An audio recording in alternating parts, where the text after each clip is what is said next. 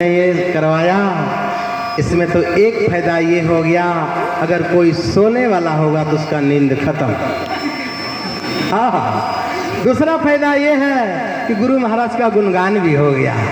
हाँ, ध्यान रखना, अभी से कोई सोएंगे नहीं, बिल्कुल सीधा होके बैठिए, बड़ा ही आनंद आने वाला है आपको अभी। हाँ सजनों, ये चंदन जी के पिताजी के पुण्यतिथि पर मेरा यहाँ आने का कोई संभावना नहीं था, सच्ची बात कर रहा हूँ। मेरा तो कार्यक्रम कहीं और था और यहीं बगल में मेरा कार्यक्रम हुआ था, मैं वहाँ आया था तो चंदन जी का निवेदन हुआ, मैं आपके बीच में आया हूँ। ये कैसे आ गया?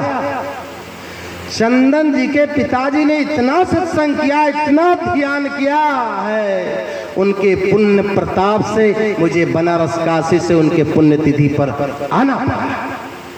श्री सद्गुरु, हाँ, आप लोगों ने इतना सत्संग ध्यान किया है कि मुझे वाराणसी काशी से चल करके, देखिए जो जितना ध्यान सत्संग पूजा करता है ना, उनके खाते में पुण्य प्राप्त होता है, और जब आपके खाते में अधिक पुण्य प्राप्त हो जाता है तब गुरु महाराज ने बड़े बड़े संतों को भेज देता है कि जाओ बेटा, उन लोगों ने बहुत ध्यान सत्संग किया, जाकर के एक दिन सत्संग सुना दो।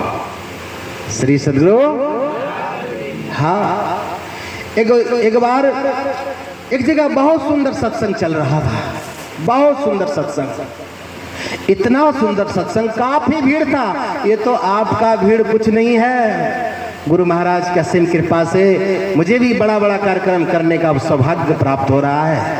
हाँ सजनों, वहाँ काफी भीड़ था, इतना भीड़ की कहा नहीं जा सकता है। और पता है, एक बूढ़ी मैया आई थी सत्संग में। महात्मा ने कहा कि अपने भूखे रह करके भी बच्चों को अच्छे संस्कार देना चाहिए। सजनों, आप अपने बेटा को, अपने बेटियों को यहाँ के कॉलेज में पढ़ा करके डीएमएसपी कलेक्टर तो बना सकते हैं, लेकिन उधर वाले कॉलेज में ये नहीं सिखाया जाता है कि मम्मी पापा का सेवा करना चाहिए। हाँ, डीएमएसपी कलेक्टर अपने बच्चे को आप बना सकते हैं, लेकिन ये नहीं सिखाया जाता है कि माता पिता को सेवा करना चाहिए। ये कौन सा कॉलेज है? ये महर्षि भी कॉलेज में सिखाया जाता है। हाँ, ये भी एक कॉलेज है।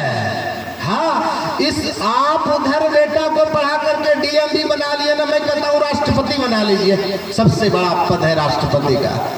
आपका बेटा राष्ट्रपति भी अगर बन गया, और अगर आपने अपने बेटा को महर्षि में ही कॉलेज में नहीं पढ़वाया, तो मम्मी पापा का सेवा नहीं होगा। आज क्या कारण है?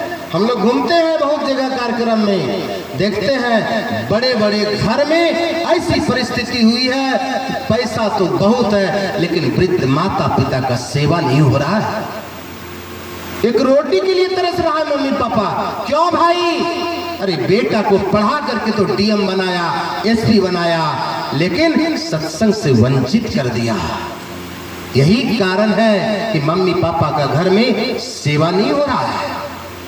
हाँ, वह बूढ़ी मैया आई थी सत्संग में, महात्मा ने कह रहे थे प्रवचन में, क्या कह रहे थे कि भूखी रह करके भी माँ को, अपने बच्चों को अच्छे संस्कार देना चाहिए।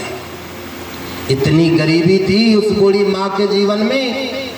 सत्संग सुनकर के मैया घर गई है, और पता है वहां सोच रही है कि महात्मा जी ने कहा था कि भूखी रह करके भी अपने बच्चों को अच्छे संस्कार देना चाहिए। एक दिन एक ही रोटी बना है उसके घर में, माँ बनाई है बूढ़ी माँ ने एक रोटी, और पता है रोटी को लेकर के बेटा को दे रहा है। बेटा पूछ रहा है, मम्मी तू भोजन खाई? कहा, बेटा आज मेरा सोमवारी व्रत है। माँ झूठ बोल रही है। क्यों? महात्मा जी से सुना था सत्संग में कि भूखी रह करके भी बच्चों को अच्छे संस्कार देना चाहिए, यही संस्कार एक दिन काम करता है। हाँ, माँ झूठ बोल देती है, बेटा आज मेरा सोमवारी व्रत है। फिर एक दिन एक ही रोटी हुआ है घर में, फिर जाकर के माँ ने बेटा को दिया, लो बेटा खा लो। कहा मम्मी तू खाई? कहा बेटा आज मेरा मंगलवारी व्रत है। झूठ बोल रहे हैं, बेटा को खिला रहे हैं। हाँ, उसी का बेटा महान बनता है, ध्यान रखना। आज किसी का बेटा अगर महात्मा बना है, संत बना है, सज्जनों सदियों से इतिहास रहा है। आप देखिए अन्य किसी देशों में माँ और बहनों में वो ताकत नहीं है कि संत को पैदा करें। भारत देश के ही माँ और बहनों में वो ताकत है जो संत पैदा करके खड़ा करते हैं। हाँ, महर्षि में ही परमहंस महाराज ऐसे संतों को भी अन्य देशों के माँ और बहनों को ताकत नहीं हुआ कि महर्षि में ही परमहंस महाराज को मैं पैदा करूं। ये भारत देश है, सदियों से भारत देश का इतिहास रहा है कि संत का पदार्पण अधिक हुआ है। हमारे गुरु महाराज ऐसे संतों को भी भारत देश के ही माँ ने पैदा किया, इसलिए वह माँ भूखी रह करके भी बच्चों को खिला रहे हैं। एक दिन इसी तरह रोड था, रोड से ढोल बजाते हुए कुछ लोग जा रहे थे और पता है जैसे ही जा रहे थे माँ निकली है घर से बाहर, पूछ रहे हैं ये ढोल किस चीज का बज रहा है? कहा ढोल इसलिए बज रहा है, एक महात्मा आया है, बहुत पहुंचे हुए संत है और उस महात्मा ने ही ढोल पिटवा रहा है। इसलिए इस नगर में, इस क्षेत्र में जितना भी आदमी है उसको बोल दो कि मेरे पास आकर के कुछ भी प्रश्न पूछ ले। पहुंचे हुए संत थे। आया है लड़का, ढोल पीटते पीटते आगे निकल गए। बेटा आया है, कहा बेटा एक काम करो। क्या क्या मम्मी?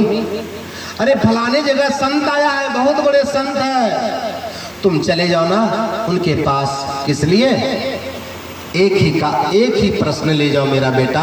क्या प्रश्न? यही है, सत्संग करते करते, ध्यान करते करते बेटा मेरे जीवन में कभी सुख नहीं आया। क्या? सत्संग करने वाले को सुख नहीं होना चाहिए? सज्जनों ध्यान रखना, सत्संग करने वाले को अगर दुख हो रहा है तो समझ लेना गुरु महाराज परीक्षा ले रहा है। हाँ, परीक्षा ले रहा है। परीक्षा में अगर आप पास हो गए, गुरु महाराज का वचन है क्या कि जो रोज नियमित रूप से ध्यान और सत्संग करेगा, नहीं उसको खाने की कमी होगी, नहीं चलने की कमी होगी, नहीं कपड़ा की कमी होगी। हाँ, अगर आप सत्संग कर रहे फिर भी गरीबी है तो समझ लेना सही से सत्संग हो नहीं रहा है। हाँ, जो सही से सत्संग किया है उसके जीवन में कोई कमी नहीं रहा आज तक। हाँ, पता है क्या हुआ है वहां पर यही हुआ है, लड़का से कहा है जाओ उस महात्मा से जाके पूछना कि मेरे माँ के जीवन में कब सुख आएगा। हाँ सजनों, एक व्यक्ति, एक सत्संगी का गाड़ी फंस गया कीचड़ में, दोनों तरफ गड्ढा है, इधर भी गड्ढा इधर भी गड्ढा। और पता है कुछ हमारे भक्त लोग ऐसे होते हैं, 3-4 घंटा से धक्का मार रहा था वो व्यक्ति, गाड़ी नहीं निकल रही थी। और जब गुरु महाराज का याद आया तो पता है कह रहे हैं गुरु महाराज हमारी गाड़ी को निकाल दीजिए ना, शाम होने वाला है गुरु महाराज, जल्दी निकाल दीजिए ना, बहुत दूर जाना है गुरु महाराज। गुरु महाराज का कृपा हो गया, उनकी गाड़ी निकल गई। जब गाड़ी फंसी थी कीचड़ में तो कह रहे थे जय गुरु महाराज, जय गुरु महाराज, जय गुरु महाराज। गुरु महाराज ने जब गाड़ी निकाल करके 4 लाइन पे पहुंचा दिए, वहां क्या कर रहा है, जा गुरु महाराज, जा गुरु महाराज। यहाँ जय गुरु महाराज दुख में, जब 4 लाइन पे गाड़ी गए, जा गुरु महाराज, जा गुरु महाराज। ऐसे थोड़ी काम बनेगा, ऐसे नहीं बनने वाला। एक व्यक्ति चढ़ा तार गाछ पे, जीवन में पहली बार। हाँ, तार गाछ पे चढ़ा तो जब ऊपर से नीचे देख रहा है तो देखा रे राम, मैं तो बहुत ऊपर चला आया हूँ। हाँ, तो वहीं पे क्या कहता है, हे भगवान तार गाछ से नीचे उतार दीजिए ना, 5 किलो लड्डू चढ़ाएंगे जाकर के सत्संग मंदिर में। हाँ, हे गुरु महाराज उतार दीजिए ना, 5 किलो लड्डू जैसे ही उतरेंगे वैसे ही दुकान से खरीदेंगे और जाकर के गुरु महाराज को चढ़ा देंगे मंदिर में। गुरु महाराज का कृपा हो गए, धीरे धीरे उतर रहा, आधा दूर आया तो देखा, अरे अब तो मैं आधा दूर आ गया। कहा हे गुरु महाराज उतार दीजिए ना सही से, 5 किलो नहीं तो 2.5 किलो जरूर चढ़ाएंगे। देखिए गुरु महाराज आधा दूर कर दिए तो आधा घट गया। हाँ, कह रहा 2.5 किलो निश्चित गुरु महाराज चढ़ा ही देंगे। गुरु महाराज फिर उतार दिए और थोड़ा नजदीक आया, देख रहा है, कहा गुरु महाराज 1 किलो निश्चित 1 किलो पे आ गया, 1 किलो चढ़ाएंगे। फिर नजदीक आया, फिर कह रहा है गुरु महाराज उतार दीजिए, आधा किलो तो चढ़ा ही देंगे। अरे राम रे राम। फिर नीचे आया, कहे गुरु महाराज उतार दे, 1 पौवा निश्चित, 1 पौवा पे आ गया। 5 किलो से 1 पौवा पे आ गया। और जब गुरु महाराज ने नीचे उतार दिया तो क्या कर रहे हैं, हे गुरु महाराज अब कभी जीवन में ताड़ गाछ पे नहीं चढ़ेंगे, नहीं सत्संग मंदिर में जाके लड्डू चढ़ाएंगे। देखिए ऐसे भी भगत होते हैं, ऐसे भगत होने से काम नहीं चलने वाला है। वहाँ क्या हुआ है, वहाँ माँ ने भेजा है बेटा को, इसलिए कि जाओ उस महात्मा से पूछना क्या कि मेरे माँ के जीवन में कब सुख आएगा। लड़का चला है, चलते चलते चलते चलते पता है रात हो गया लड़का को, और जैसे ही रात हुआ है गांव एक प्रवेश हुआ है। वो लड़का पूछा है यहाँ पे रहने के लिए मुझे मिलेगा। कहा जाओ वो सेठ के घर पे चले जाओ, वहीं रह जाना है। वो लड़का सेठ के घर पे गया है, और जैसे ही सेठ के घर पे गया है, सेठ से कहा है सेठ जी रात भर रहना है, मुझे भोजन करना है। कहा कोई नहीं बेटा, यहाँ तो बहुत आदमी खाता है, तू भी खा लेना, एक कमरा खुलवा दूंगा, सो जाना बेटा। वहाँ भोजन किया है लड़का और सोया है। सवेरे जब जाने लगा तो सोचा सेठ से मिल लूं एक बार। सेठ से लड़का मिलने गया है और कह रहे हैं हाथ जोड़ करके लड़का कि सेठ साहब आप रात भर रात में भोजन कराए, सोने के लिए कमरा दिए सेठ साहब, अब मैं जा रहा हूँ। तो सेठ ने पूछा कहाँ जा रहे हो बेटा। कहाँ जा रहा हूँ, एक संतों के पास, बहुत बड़े संत है वो, जो भी प्रश्न होता है वो सारे प्रश्न का उत्तर वो संत बता देते हैं, बहुत उच्च कोटि के संत हैं। कहा बेटा मेरा भी एक प्रश्न ले जाओ ना। कहा आपका प्रश्न, आपका प्रश्न कौन सा है। लड़का सोच रहा है अरे ये तो सेठ है, 50 गाड़ी देखते हैं द्वार पे खड़ी है, कई कमरा बना हुआ है, करोड़ों में खेल रहा है सेठ। सेठ के जीवन में कौन सा प्रश्न, अरे गरीब के जीवन में तो 1000 प्रश्न हो सकता है, इसके जीवन में कौन सा प्रश्न आ गया। तो सेठ ने क्या कहा, सेठ ने यही कहा है कि बेटा उस महात्मा से पूछ लेना क्या मेरी बेटी 12 वर्ष की हो गई है और अभी तक बचपन से बोली नहीं है। मुझे चिंता हो रहा है बार बार कि मेरी बेटी का विवाह होगा कि नहीं होगा, जाओ संतों से पूछ लेना। लड़का सोच रहा है हाँ ये तो प्रश्न कर ही सकता है, कितना पैसा हो लड़की बोंगी निकल जाए, ये तो प्रश्न कर ही सकता है। कहा ठीक है पूछ लेंगे। लड़का वहां से आगे बढ़ा है और पता है एक जंगल मिल गया उनको। जंगल जैसे ही मिला है, अब पानी प्यास से लड़का छटपट कर रहा है कि कोई पानी पिला दे, पानी पिला दे। एक पेड़ था, पेड़ पे चढ़ करके देखा है क्या कि जंगल में कोई महात्मा का आश्रम है कि नहीं। तो जैसे ही पेड़ पर वह व्यक्ति चढ़ा है तो देख रहा है कि 1 किलोमीटर दूरी पे एक संतों का आश्रम है। वो लड़का वहां पहुंचा है संत के पास और हाथ जोड़ करके कहता है महाराज किसी तरह मुझे पानी पिला दीजिए। महात्मा जी ने कमंडल लिया है और लड़का को पानी पिलाया है, और पानी जैसे ही पिया है महात्मा ने कहा रहा है बेटा कहाँ जा रहे हो। कहा मैं जा रहा हूँ बहुत बड़े संतों के पास। किस लिए बेटा। इसलिए जा रहा हूँ वह संत सारे प्रश्न का उत्तर बताता है, कुछ भी पूछ लीजिए। कहा अच्छा बेटा मेरा भी एक प्रश्न ले जाओ। कहा रे, जो महात्मा घर द्वार छोड़ करके जंगल में तपस्या कर रहा है और उसके जीवन में कौन सा प्रश्न? कहा आपके जीवन में कौन सा प्रश्न आ गया?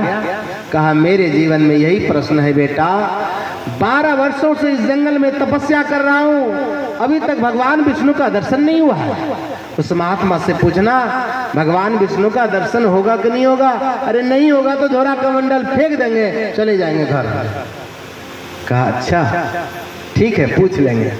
वहां से लड़का आगे बढ़ा है, पता है अब पहुंचने ही वाला था संतों के पास। लड़का को बहुत जोर भूख लग गई है। देखता क्या है, एक किसान हल को खड़ा करके मड़वा की रोटी नमक मिर्ची चटनी खाने वाला था। ये लड़का वहां पहुंच गया है। किसान ने पूछा है क्या भोजन करोगे बेटा? कहा हाँ दे दीजिए। आधा रोटी इसको भी दिया है लड़का को। लड़का ने भोजन किया है। किसान ने पूछ रहा है बेटा कहाँ जा रहे हो? तो पता है कह रहा है जा रहा हूँ एक संतों के पास, वह संत सारे प्रश्न का उत्तर बताते हैं। किसान ने कहा कि मेरा भी बेटा एक प्रश्न ले जाओ। अब लड़का सोच रहा है जहां रुक रहा हूं वही प्रश्न खड़ा, ये क्या हो रहा है? सज्जनों, लड़का ने पूछा आपके जीवन में कौन सा प्रश्न है? कहा मेरे जीवन में यही प्रश्न है बेटा, ये देख रहे हो 12 बीघा का बगीचा है मेरा, आम का बगीचा है। और पता है सोच रहा हूं कि इस बार आम आ जाएगा, बड़ा हो जाएगा, लेकिन मंजर आता है, थोड़ा थोड़ा टिकोला आम होता है, सब गिर जाता है बेटा। उस महात्मा से पूछना कि वो किसान के आम का जो पेड़ है क्यों नहीं बड़ा आम हो रहा है, यही पूछ लेना बेटा। कहा ठीक है। लड़का चला है, जैसे ही जा रहा है जाते जाते जाते जाते महात्मा के आश्रम में पहुंचा है। महात्मा ध्यान में बैठा था, ध्यान में बैठा था। लड़का बाहर बैठा रहा कुछ देर तक। जब महात्मा समाधि से उतरा है और पूछा है, क्या पूछा है? बेटा कैसे आना हुआ? कहा मैं सुना हूं कि आप सारे प्रश्न का उत्तर बताते हैं, बहुत पहुंचे हुए संत है। कहा बेटा एक शर्त है। क्या? एक दिन में मैं 3 प्रश्न बताता हूं। बताता तो हूं प्रश्न का उत्तर, लेकिन एक दिन में 3 ही उत्तर बताता हूं। लड़का के पास कितना प्रश्न है बताइए आप लोग? 4 है। माँ का है, सेठ का है, महात्मा का है, किसान का है। अब लड़का सोच रहा है। कहा महाराज जी थोड़ा सोचने दीजिए। हाँ सोचने दीजिए कि किसका प्रश्न छोड़ दूं, माँ का छोड़ दूं, सेठ का छोड़ दूं, महात्मा जी का छोड़ दूं कि किसान का छोड़ दूं, थोड़ा सोचने दीजिए। हाँ सजनों, ये कलयुग के भगत इतना तेज है ना, 10 रुपया का मिश्री लाएंगे गुरु महाराज के पास।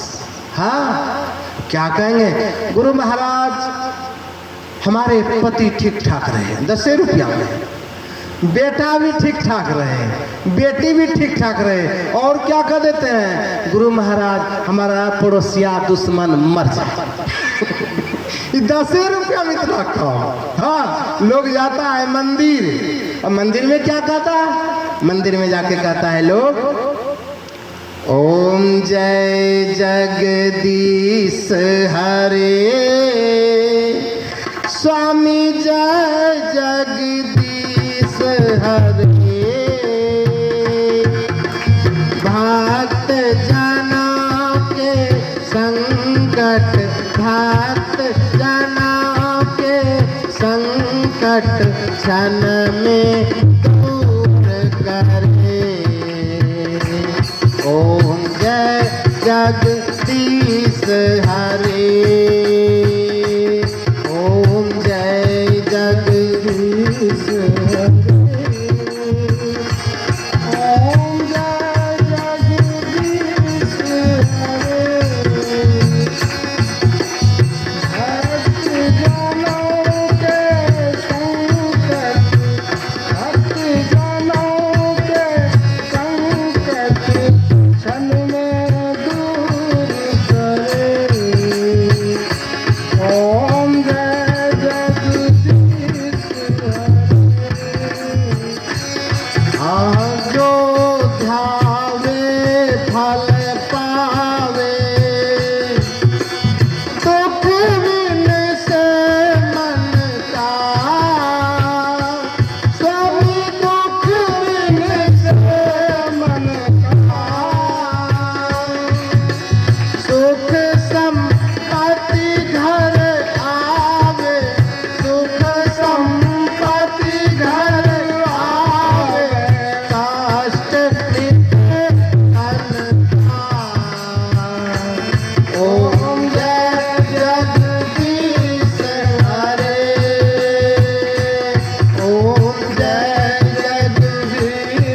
ताली के साथ।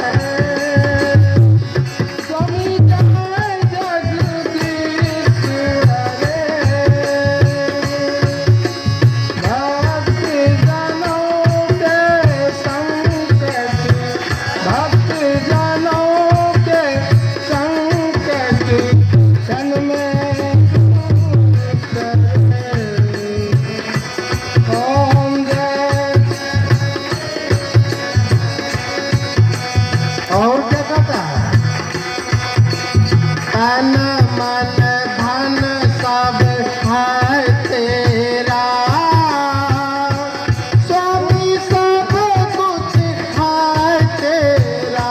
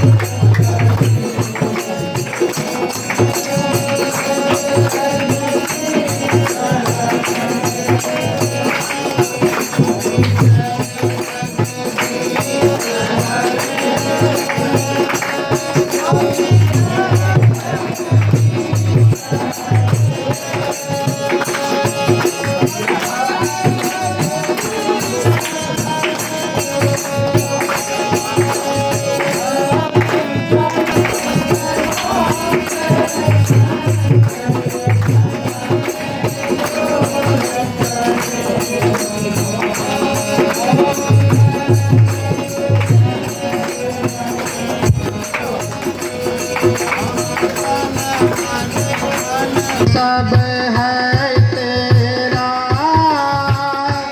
स्वामी सब कुछ है तेरा। तन मन धन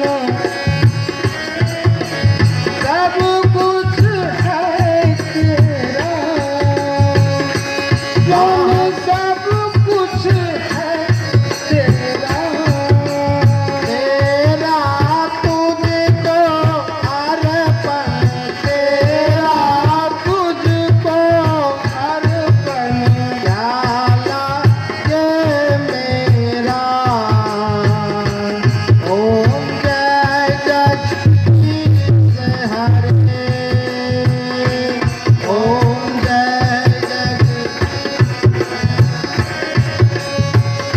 स्वामी जय जगदीश हरे, स्वामी जय जगदीश हरे। भक्त जनों के संकट, भक्त जनों के संकट क्षण में दूर करे। ओम जय जगदीश हरे।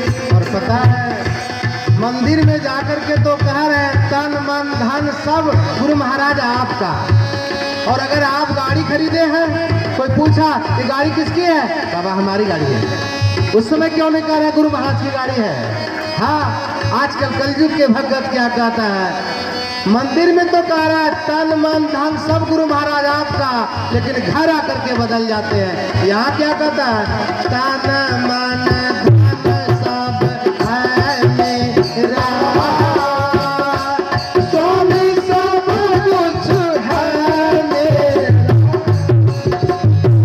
हाँ मेरा मुझको दे दो, मेरा मुझको दे दो, प्याला ये तेरा। स्वामी जय जय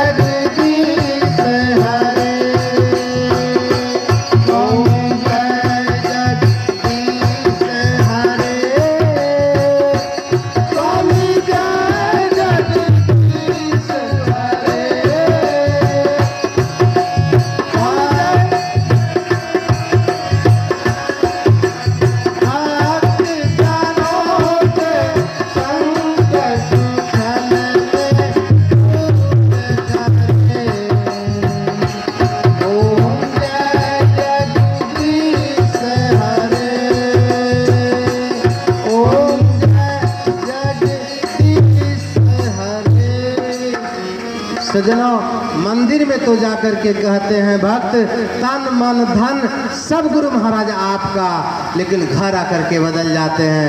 घर में आके कहते हैं तन मन धन सब मेरा, बदल जाता है लोग। वह भगत भी क्या कह रहा है कि महाराज जी 10 मिनट का टाइम दीजिए, हमको सोचने दीजिए। हाँ, सोच रहा है कि माँ का प्रश्न छोड़ दूं, क्या सेठ का प्रश्न छोड़ दूं, क्या महात्मा का प्रश्न छोड़ दूं, क्या किसान का प्रश्न छोड़ दूं। आखिर एक का प्रश्न छोड़ दिया है। हाँ, 3 का प्रश्न लेकर के वो चला है, और जैसे ही चला है तो पहले मिला है किसान मिला है। कहा बेटा पूछा था, कहाँ पूछा था, क्या बताया? आम का जो पेड़ है बेटा, आम बड़ा बड़ा होगा कि नहीं? कहाँ होगा, कैसे होगा? महात्मा जी ने कहा है कि जो 12 बीघा का आम का बगीचा है ना पेड़ों का, उस पेड़ के नीचे, जड़ के नीचे सोना का कलसी फंसा हुआ है। उस किसान से बोल देना कि सोना का कलसी निकाल करके किसी को दान कर दे, तब बड़ा बड़ा आम आना शुरू हो जाएगा। हाँ, तो पता है लड़का को रोका है किसान ने। 4 उनको बेटा था, चारों बेटा को बुलाया है और खुदाई किया है। सच में सोना का कलसी निकलने लगा। लड़का को रख लिया 2-4 दिन, और पता है 12 बीघा का जो बगीचा था, वो बगीचा में जितना भी पेड़ था सबके जड़ के नीचे खुदाई करवाया है किसान ने। 7.5 गाड़ी सोना का कलसी हुआ है।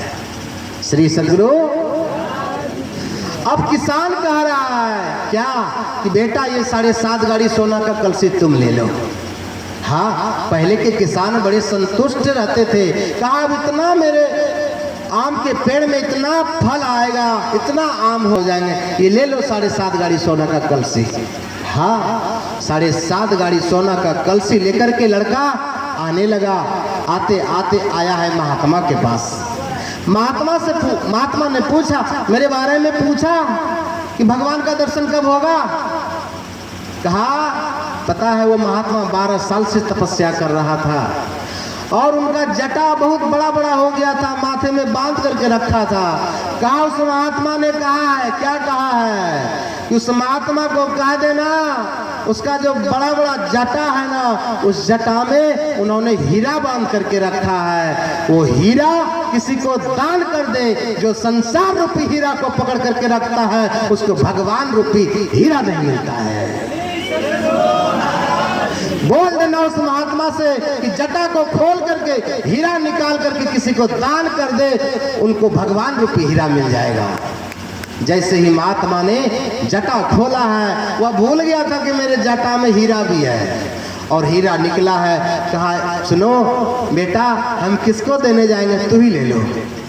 हाँ, हीरा भी आ गया है हाथ में। अब लड़का जा रहा है, जाते जाते सेठ के दरवाजे पे पहुंचा है। और जैसे ही सेठ के दरवाजे पे पहुंचा है, सेठ ने पूछा है, क्या पूछा था महात्मा जी से कि मेरी बेटी के मुंह में कभी बोली आएगी कि नहीं आएगी, कभी विवाह होगा कि नहीं होगा। लड़का ने कहा, उस महात्मा ने कहा है, क्या कहा है, उस सेठ से कह देना एक दिन ऐसा लड़का उसके दरबार में आएगा, ऐसा लड़का दरबार में आएगा, जैसे ही लड़की ने लड़का को देखेगा वैसे ही मुंह में बोली आ जाएगा। कहा अच्छा, लेकिन डेट कोई फिक्स नहीं है। पता है उधर से लड़की आ ही रही थी, इसी लड़का को देखा, जीवन में माँ नहीं बोली थी, मम्मी पापा चाचा सब बोलने लगे। जब सब बोलने लगे, अब सेठ कहा रहा, सुनो तुमको ही देख करके बोला अब तुमको विवाह करना पड़ेगा।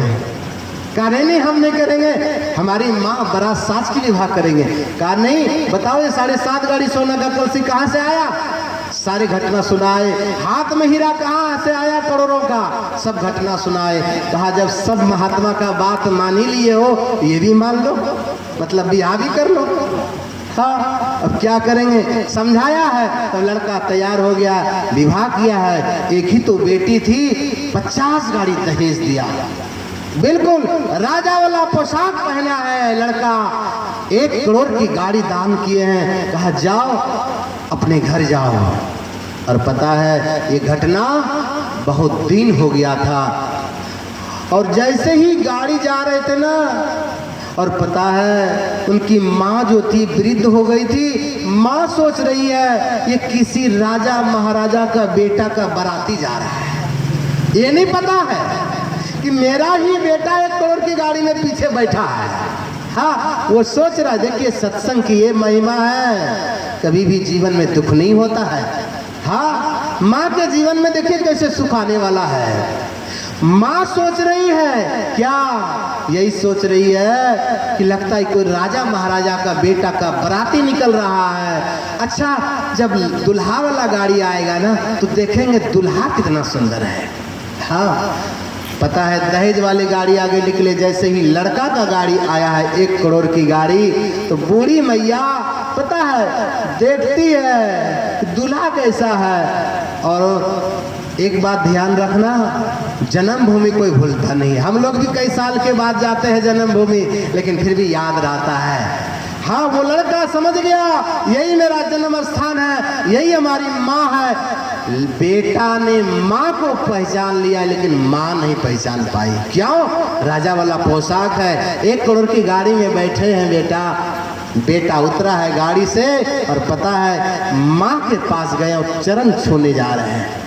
बूढ़ी मैया भग रही है झोपड़ी में, इसलिए भग रही है, अरे राजा महाराजा का बेटा मेरा चरण छू रहा है, उसके पिताजी कहीं हमको जेल न कर दे, जेल में भेज देगा। और पता है लड़का गया है, लड़का जैसे ही गया है माँ के चरण को पकड़ा है, कहा माँ पहचानो मैं कौन हूँ। कहा कौन हो तुम, तो लग रहे कोई राजा महाराजा का बेटा। कहा माँ पहचानो। कहा आपका बेटा है कि नहीं? कहा एक बेटा था, महात्मा जी के पास भेजा था, सत्संग करते करते इतना दुख हो गया था, पूछा था पूछ लेना मेरे जीवन में कभी सुख आएगा, कभी सुख आएगा, लेकिन वह बेटा तो लगता है उधरे मर गया। हाँ, ये पता नहीं बेटे खड़ा है। कहा माँ पहचानो, मैं ही हूँ तुम्हारा बेटा। मैं तुम्हारा प्रश्न तो नहीं पूछा महात्मा जी से कि मेरे माँ के जीवन में सुख कब आएंगे, लेकिन उत्तर साथ लेके आया हूँ माँ। श्री सदगुरु, ये देखो 50 गाड़ी जो दहेज है माँ, ये तुम्हारी।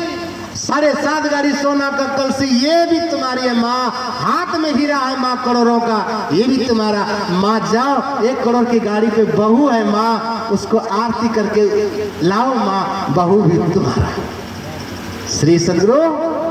हाँ, जैसे ही माँ सुनती है, पता है माँ बेचारी रोने लगी और दिया लिए है हाथ में। कहा आहा, आज ये सत्संग का फल मुझे मिला है कि आज मैं करोड़पति बन चुका हूँ। बहू को उतारे हैं और पता है बेटा से कहने लगा, कहा बेटा पता है जिस समय तुम छोटा था ना, और सज्जनों दुख की बात तो ये होता है, माता पिता ने कितना परिश्रम करके बेटा को पाल पोषण करके बड़ा करता है, लेकिन दुख हम लोगों को तब होता है, कभी कभी मंच से उतरता हूँ, वृद्ध माता पिता आकर के हम लोगों के सामने रोने लगता है। क्या कहता है, महाराज जहाँ भी जाते हैं आप कार्यक्रम करने, माता पिता के बारे में जरूर बोलिए। आज बेटा सेवा भी करता है माँ बाप का। सज्जनों, वह बेटा पता है बहुत सुंदर घर बनाया है। माँ कहती है बेटा जिस समय तुमको नींद नहीं आ रहा था ना बेटा,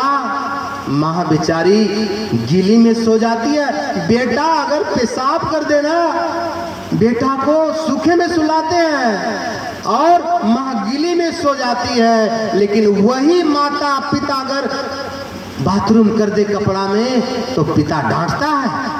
क्या कहता, तुम क्यों किया यहाँ बाथरूम? क्यों भाई, तूने जो बचपन में किया बाथरूम, तुम्हारा तो वो सब किया।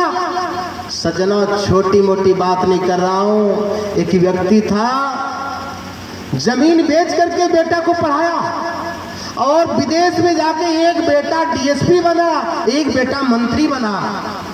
सज्जनों, ऐसी बहू आई उसके घर में। ध्यान रखना, गरीब घर की बेटी लाना अपने घर में, दहेज के चक्कर में बड़े हाई फाई वाले को मत ले आना, नहीं तो परिणाम ये होगा कि बुढ़िया को ही झाड़ू मारना पड़ेगा। हाँ, ध्यान रखना, अपने से गरीब घर की लड़की लाना।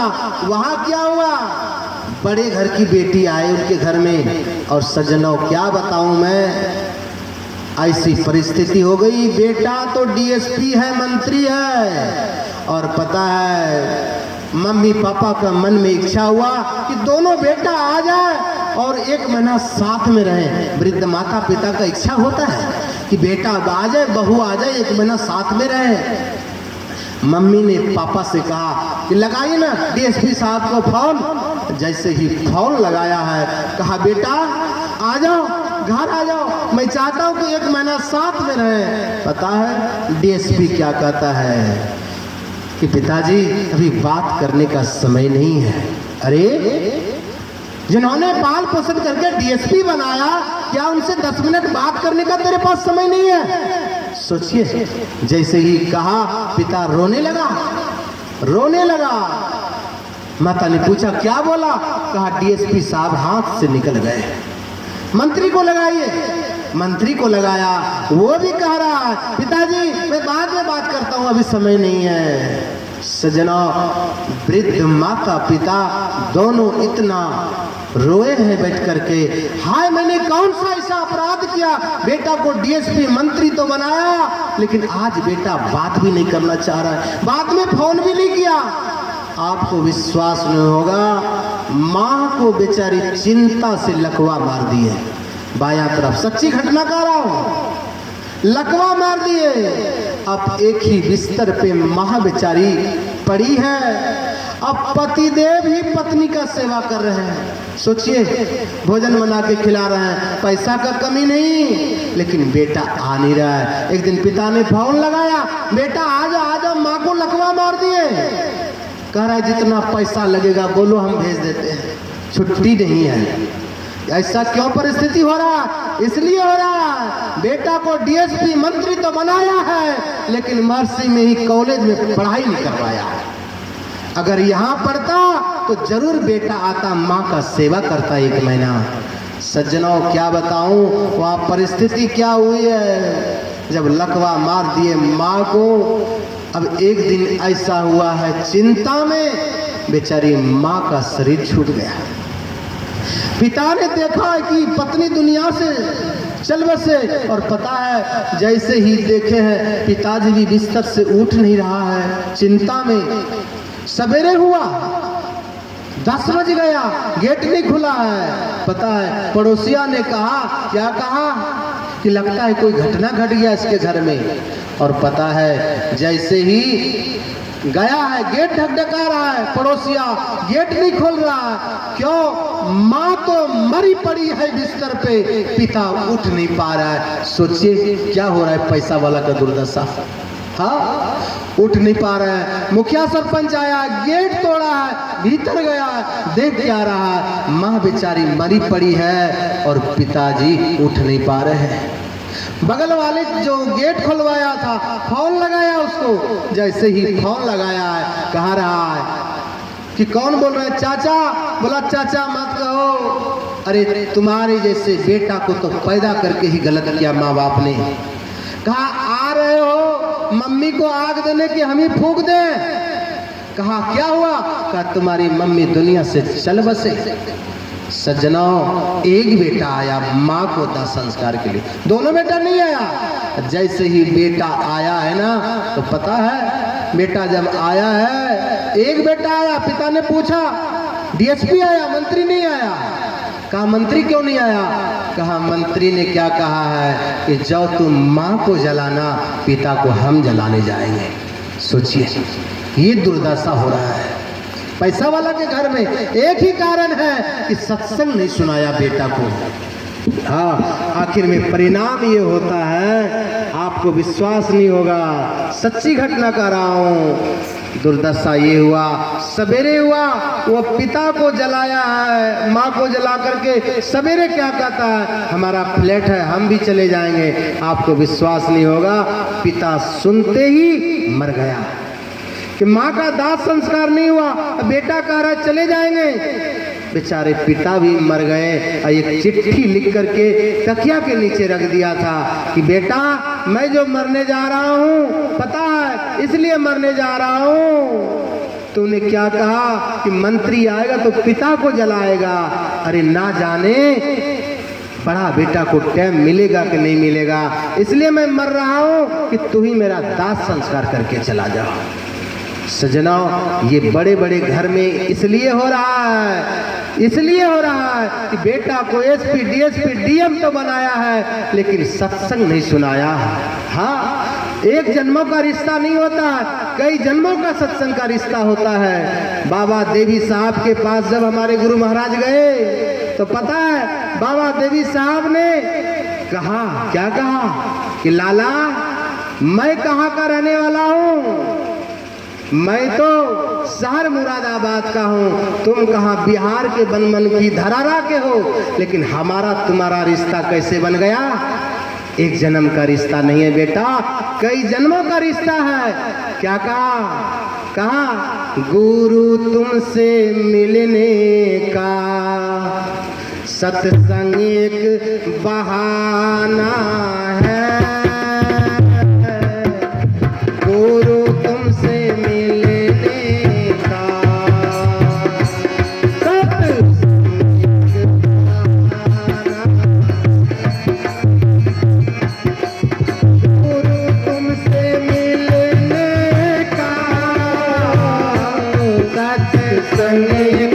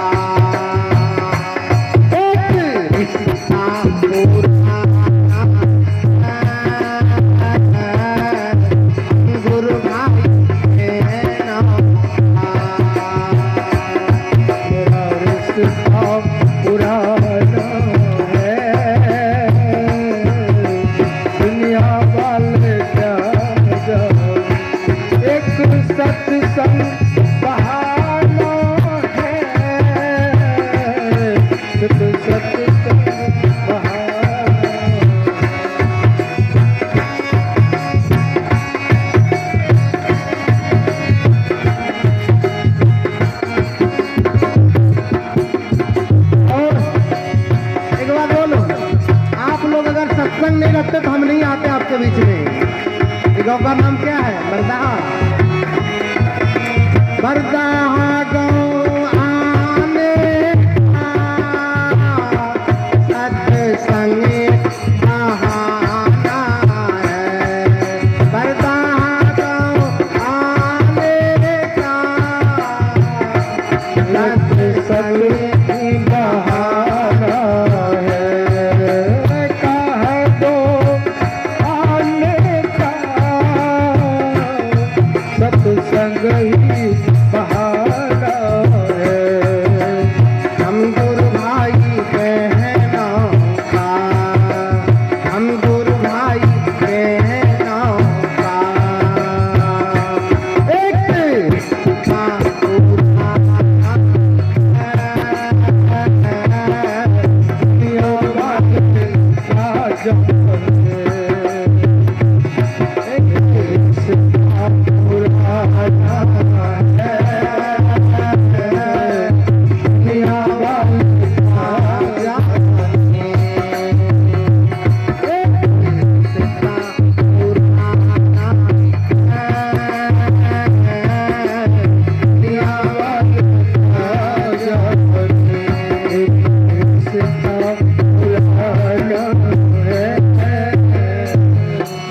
सज्जनों, क्या बताऊं, समय ही आपका खत्म होने वाला। हम लोगों को कम से कम 3 घंटा चाहिए स्पेशल।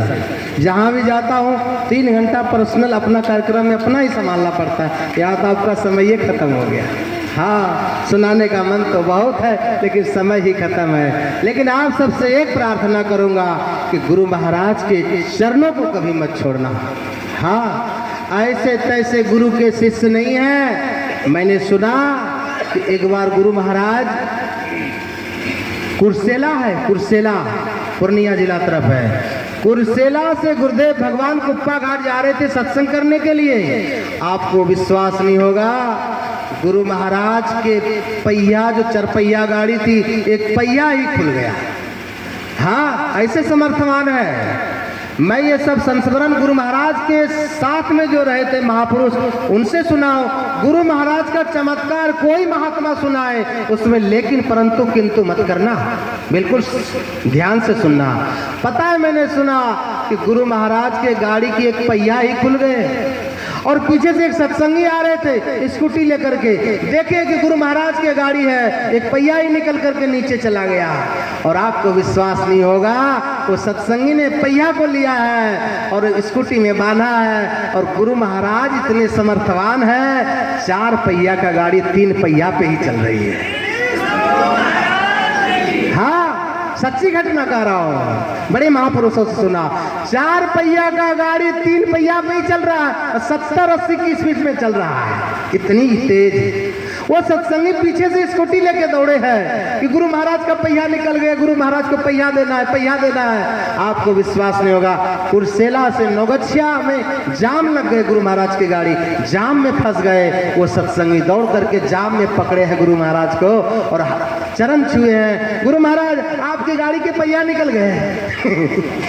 अरे रहा पहिया निकल गए। सोच सकते हैं, 4 पहिया का गाड़ी 3 पहिया पे चल रहा था। करीब 70-80 किलोमीटर है कुर्सेला से नौगछिया। हाँ, आपको विश्वास नहीं होगा, मैं भी सुनकर के अवाक हो गया। ये सब संस्मरण गुरु महाराज का। और सत्संगी ने दिया है पहिया। गुरु महाराज ड्राइवर से कहे हैं, क्या कहे, है जी तुम्हारा पहिया खुल गया, तुमको पता नहीं, जाओ पहिया लगाओ। पहिया लगाए हैं ड्राइवर ने। फिर गुरु महाराज के गाड़ी लेकर के जाने लगे। तब पता है, गुरु महाराज ने पूछे हैं, ड्राइवर साहब ये 4 पहिया का गाड़ी 3 पहिया पे कैसे चल गया, 70-80 किलोमीटर। हाँ, तो गुरु महाराज के ड्राइवर क्या कह रहे हैं, वो भी तो वैसे ही होंगे महापुरुष। कहा जिस गाड़ी पे स्वयं आप बैठे हैं, 4 पहिया का गाड़ी 3 पहिया पे चला तो क्या चला, 1 पहिया पे भी चल सकता है। हाँ सज्जनों, आप अगर सही से ध्यान सत्संग करेंगे ना, आपको विश्वास के साथ कर रहा हूं, आप जाप करके मोटरसाइकिल चलाइए, आपकी गाड़ी एक्सीडेंट भी होने वाला होगा ना, आपका बाल बका नहीं होगा। हाँ, फिर एक बार मैंने सुना कि गुरु महाराज वही कुर्सेला से बेगूसराय आ रहे थे सत्संग करने के लिए। आपको विश्वास नहीं होगा, गुरु महाराज के ड्राइवर कुर्सेला में ही सो गए। नींद आ गई। लेकिन गाड़ी चल रहा है 80-90 की स्पीड पे, ड्राइवर सोए हैं। सोच सकते हैं ऐसे महापुरुष थे। और पता है क्या हुआ वहां पे? हुआ यही है, कुर्सेला से गाड़ी पहुंच गए बेगूसराय। कितना है? करीब 125 किलोमीटर। हाँ, तब गुरु महाराज ड्राइवर को उठा रहे हैं। 125 किलोमीटर गाड़ी चल चुकी है। क्या करें? गुरु महाराज ने ड्राइवर से, ए ड्राइवर साहब उठिए ना, उठिए ना। कह रहे हैं ये बुढ़वा से कितना गाड़ी चलवाओगे? श्री सदगुरु। हाँ, 125 किलोमीटर गाड़ी लगभग चल चुकी है। तो गुरु महाराज कह रहे ड्राइवर से, ये बुढ़वा से कितना गाड़ी चलवाओगे? उतरो, आंख में पानी मारो और अपने से चलाओ। हाँ, तब वो ड्राइवर साहब उतरे हैं और छिट्टा मारा है पानी का। फिर ड्राइवर साहब चलाने लगे। अब सोच सकते हैं अगर आप सही से जाप ध्यान करेंगे ना, आपकी गाड़ी आंख भी बंद हो गया ना फिर भी गाड़ी चलेगी। लेकिन वैसा जापक होना चाहिए। ऐसे तैसे गुरु के शिष्य नहीं है हम लोग। हाँ, मनियारपुर के पीछे है बभनगामा। मैंने सुना एक सत्संगी ने गुरु महाराज का समय लिया था, बहुत बड़ा पंडाल लगवाया था, अकेले खर्चा कर रहा था, सुना मैंने। और आपको विश्वास नहीं हुआ, एक ही बेटा था, एक ही बेटा। और कल गुरु महाराज कुप्पा घाट से आएंगे लोग, आकर के पंडाल में भरा पड़ा है। और शाम में ही उसका बेटा मर गया। सच्ची घटना कर रहा हूं, बेटा मर गया। गांव वालों ने कहा कि गुरु महाराज को फोन कर दो, मना कर दो कि गुरु महाराज नहीं आएंगे, सत्संग को कैंसिल कर दो। लेकिन धन्य है सत्संगी। सत्संगी ने कहा गुरु महाराज आ रहे हैं, उनको मना नहीं करेंगे। अपने बेटा का लाश जो था मरा हुआ शाम का रूम में रख दिया। कहा गुरु महाराज के सत्संग करके विदा करेंगे, तब बेटा को जलाएंगे।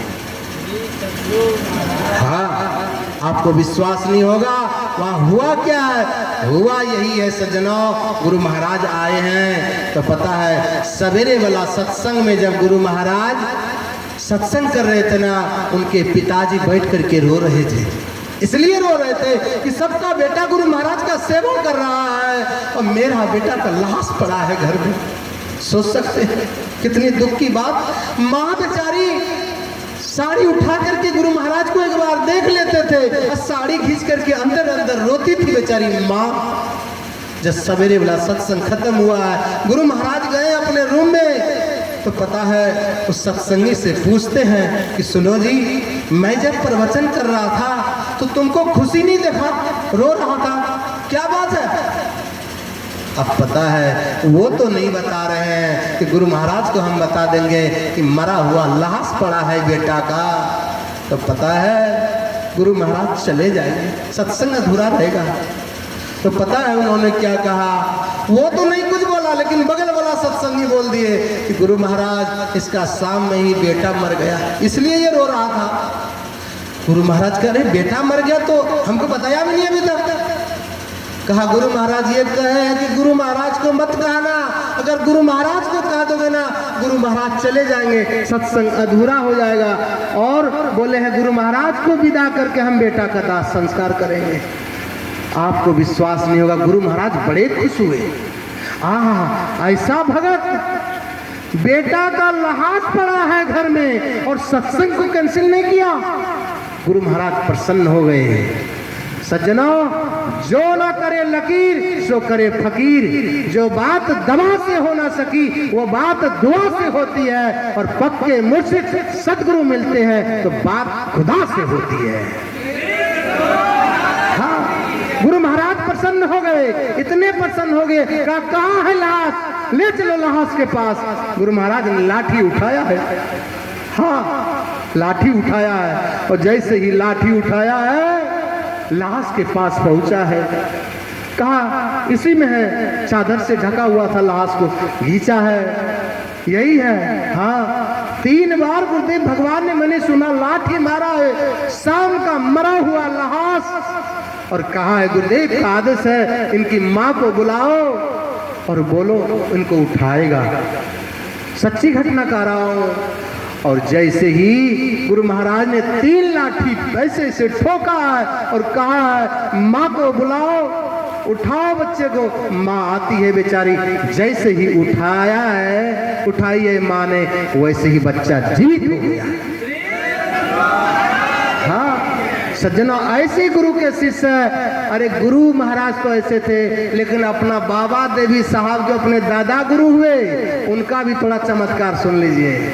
उनका तो और हाई फाई चमत्कार है। बाबा देवी साहब शहर मुरादाबाद में सत्संग कर रहे थे 3 बजे, और शहर मुरादाबाद कभी जाना, आश्रम के बगल में ही श्मशान घाट है, लोग लहाज जलाते हैं उधर। बाबा देवी साहब ने कहा, ये सुनो, सत्संगियों से जाकर के मना कर दो कि किस लिए, सत्संग के बाद लहाज जलाए। अभी लहाज जलाएंगे ना, पूरा धुआं आ जाएगा सत्संग हॉल में। सत्संगियों ने जाकर के मना कर दिया, और आपको विश्वास नहीं होगा, वहां तो सब प्रकार के लोग रहते हैं। लोगों ने कहा, अरे बाबा देवी साहब ऐसे बोलते हैं, लगाओ 3 घंटा तक उनका सत्संग चलेगा, हम लोग कब तक बैठे रहेंगे। इधर बाबा देवी साहब सत्संग शुरू किए, उधर आग लगा दिए, धुआं चालू हो गया। पूरे बाबा देवी साहब के आश्रम में धुआं आ गए। बाबा देवी साहब क्या किए, सत्संग को बंद कर दिए। काला कपड़ा तो पहनते ही थे। उठा है क्रोध से बाबा देवी साहब, और चला है कहाँ, श्मशान घाट। और देखे हैं, अरे महाराज जी तो आ रहे हैं, क्रोध में लगता है सबको मारेगा। सब भागे, 15-20 आदमी जो जलाने वाले थे वो भागे तो भागे, जो मुर्दा था लकड़ी के ऊपर वो भी उठ के भाग गए। हाँ सजना, ऐसे गुरु के भक्त हैं, जिसका गुरु बलवान चला पहलवान। ध्यान रखना, ऐसे गुरु के शिष्य, मरे हुए मुर्दा को भी जीवित करने का अगर किसी में सामर्थ्य है, वो महर्षि भी परमहंस जी महाराज है। इसलिए ऐसे गुरुदेव भगवान के चरणों में तन मन धन से सेवा करना। मैंने सुना कुप्पा घाट में एक बार गुरु महाराज के समय भंडारा हो रहा था, भंडारा, और 10 टिन घी आ रहा था कुप्पा घाट। गुरु महाराज के समय में पता है शुद्ध घी से पूड़ी छकाते थे गुरु महाराज के समय में, और वह गाड़ी जाम में फंस गए। तो पता है गुरु महाराज, इधर सत्संगी लोग बैठ गए, भोजन चालू, तो और घी खत्म हो गए। पहुंचे हैं शिष्य लोग, गुरु महाराज से कहे हैं क्या कि गुरु महाराज गाड़ी जाम में फंसा है आपके भगत का, और इधर सत्संगी लोग बैठे हैं और सब घी खत्म। तो गुरु महाराज का आदेश हुआ कि जाओ 3 ले लो, बगल में गंगा नदी है, जाओ बोल देना क्या मेही बाबा ने भेजा है, 10 टिन गाय का घी दे दो। श्री सदगुरु, हाँ सोचिए, गुरु महाराज का आदेश है कि जाओ 10 टिन ले लो, 10 टिन आ रहा है, वो जाम में फंसा है, बोल देना गंगा मैया से मेही बाबा ने कहा है 10 टिन घी पैसा दे दो। किसी को विश्वास नहीं था, गया है टीन लेकर के और हाथ जोड़ करके बोले हैं, गुरु महाराज ने कहा है गंगा मैया कि 10 टिन घी दे दीजिए। पानी भरा है, अब पानी भर करके आए हैं और गुरु महाराज को कहे, गुरु महाराज पानी लाए 10 टिन।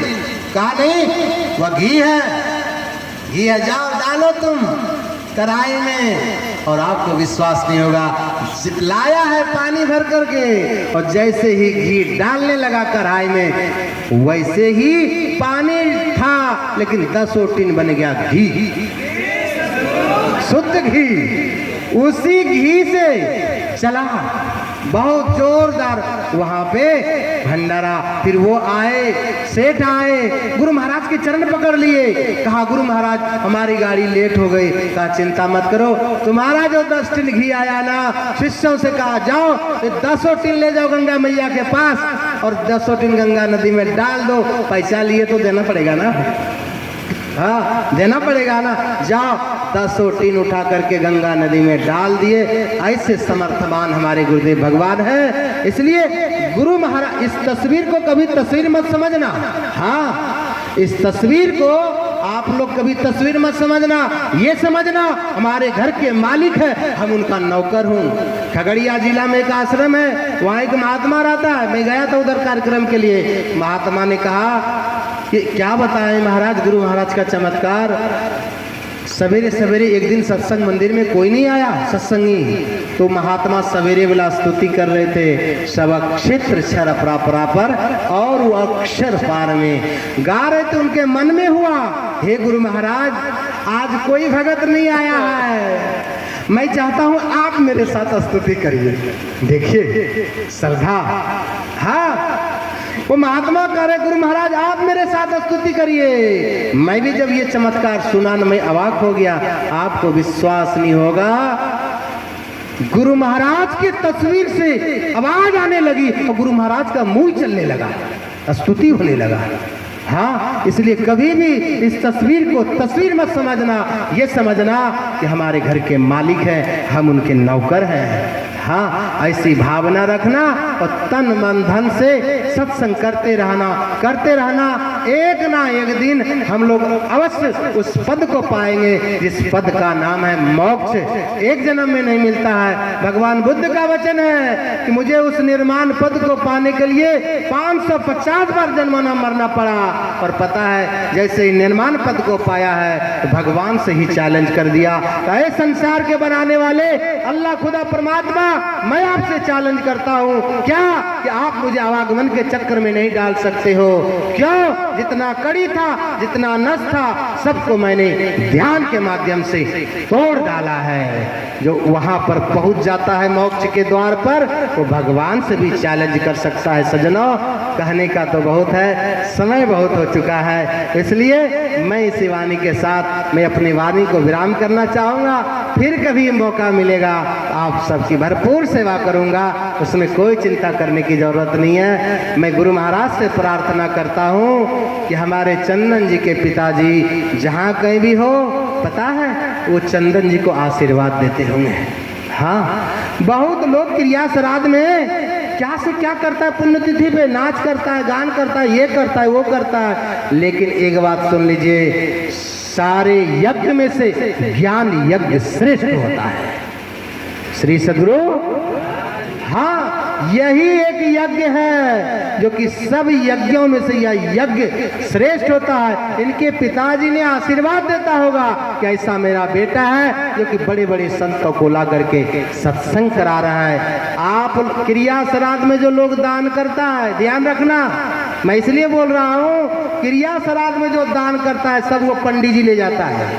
हाँ, एक गुरु नानक देव जी के महाराज जी के भगत थे, पंडित जी को भी बुलाया, गुरु नानक देव जी महाराज को बुलाया क्रिया श्राद्ध में। थोड़ा सा सुन लीजिए 5 मिनट। और पता है वो गरीब भगत थे, बोला क्या क्या लिस्ट लाए क्रिया श्राद्ध, इतना बड़ा लिस्ट दिया, खटिया पलंग तोशक सब कुछ। गुरु नानक देव जी महाराज बगल में थे, तो उनके भगत ने कहा इसमें से कुछ कम नहीं होगा, कहा इस सब सामान तुम्हारे पिताजी को स्वर्ग में मिलेगा। गुरु नानक देव जी महाराज बगल में खड़े थे, कहा इसका पिताजी अगर स्वर्ग नहीं गया हुआ तो किसको मिलेगा? स्वर्ग जाए तब तो। हाँ, गुरु नानक देव जी महाराज ने आंख बंद कर दिया और देख लिया इनका पिताजी मर करके कहाँ जन्मा है। हाँ, कहा इनका पिताजी कहाँ जन्मा है? पंडित जी मैं दिखा रहा हूँ, 10 आदमी को बुलाइए। 10 आदमी को लेकर के चले गए जंगल। गुरु नानक देव जी महाराज क्या देख रहा है? वहाँ 2 बाप का बच्चा था, एक सफेद एक चितकबरा। कहा चितकबरा वाला जो बाप का बच्चा, यही इसका बाप है। श्री सद्गुरु, यही इसका बाप है। कहा ये कैसे बाप होगा? कहा मरते समय इनकी मन में इच्छा हुआ कि मैं मांस खा लूं। हाँ सज्जनों, इतना ध्यान सत्संग करना आप लोग, मैं आप लोगों को कह करके जाता हूँ, आपका शरीर छूटे ना, बेटा का याद नहीं आए, बेटी का नहीं आया तो ये समाज का याद नहीं आना चाहिए, उस समय गुरु महाराज का याद आना चाहिए। हाँ, इतना ध्यान सत्संग करना। वो गुरु नानक देव जी महाराज कह रहे हैं कि इनके मन में हुआ मरते समय कि मैं मांस खा लूं, इसलिए ये चले गए बाग योनि में। सज्जनों, मरते समय जिसकी जैसी वासना होती है उसी के अनुकूल शरीर उनको मिलता है। आप चाहते हैं, एक बच्चा जन्म लेता है, रोड पे भीख मांगता है, एक बच्चा जन्म लेते ही ऐसी कार्य का हवा लगाता है। कौन है? दूसरा कोई नहीं है, जिन्होंने सत्संग और ध्यान किया है वही एसी वाला के घर में जाता है। जिन्होंने सत्संग और ध्यान को ठुकराता है वही रोड छाप बनता है। मैं चाहता हूँ कि आप बड़े घर में जन्म लीजिए, फिर आप सत्संग करिए। और ये तब होगा जब ध्यान सत्संग रोज नियमित रूप से। गुरु महाराज का छोटा सा उपदेश है, सत्संग नित ध्यान नित रहिए करत संलग्न हो, बेविचार चोरी नशा हिंसा छूट करना चाहिए। इसी उपदेश को जीवन में उतार करके अपने जीवन को सफल बनाएंगे। अब गुरुदेव भगवान से मैं प्रार्थना करता हूँ, हमारे चंदन जी के पिता जहाँ कहीं भी हो, हे गुरुदेव भगवान उनको आप ऐसे जगह देना ताकि फिर वो मनुष्य शरीर में आए और फिर भजन करे, सत्संग करे और वो भगवान के धाम में जाकर के रुके। श्री हाँ, क्योंकि जिसके अंदर भक्ति का संस्कार पड़ जाता है ना, वो तब तक लगा रहता है जब तक वो भगवान के धाम में नहीं पहुंच जाता है। इसलिए गुरुदेव भगवान से प्रार्थना करता हूँ कि हे गुरुदेव भगवान, आप उनके अंदर में ऐसा संस्कार डालना गुरुदेव भगवान कि वह जल्द से जल्द आपके चरणों में आकर के भजन करे, सत्संग करे और मोक्ष के द्वार पे जाकर के खड़े हो या गुरुदेव ऐसा आशीर्वाद देना। और जो आपके बीच में ये सारे भगत बैठे हुए हैं, इनको भी ऐसा आशीर्वाद देना, ये भी इतना सत्संग करे, इतना ध्यान करे कि ये भी इसी जन्म में मोक्ष के द्वार पे जाके खड़ा हो जाए। हाँ, इनको भी इतना आशीर्वाद दीजिए, इनको भी कमी मत रखिए। हाँ, ये भी बार बार यहाँ जन्मे मरे नहीं। इसलिए इसी वाणी के साथ मैं अपनी वाणी को विराम करता हूँ। समय तो बहुत हो चुका है, बोलना बहुत है लेकिन समय कम है। अब पुनः कभी मौका मिलेगा आपकी सेवा करूँगा। इसी वाणी के साथ सभी भक्तों से निवेदन है, एक बार गुरुदेव भगवान का जयकार करेंगे ताकि हम लोगों का अंतःकरण पवित्र एवं शांत हो जाए। बोलिए सद्गुरुदेव भगवान की, सद्गुरुदेव भगवान की, सद्गुरुदेव भगवान की।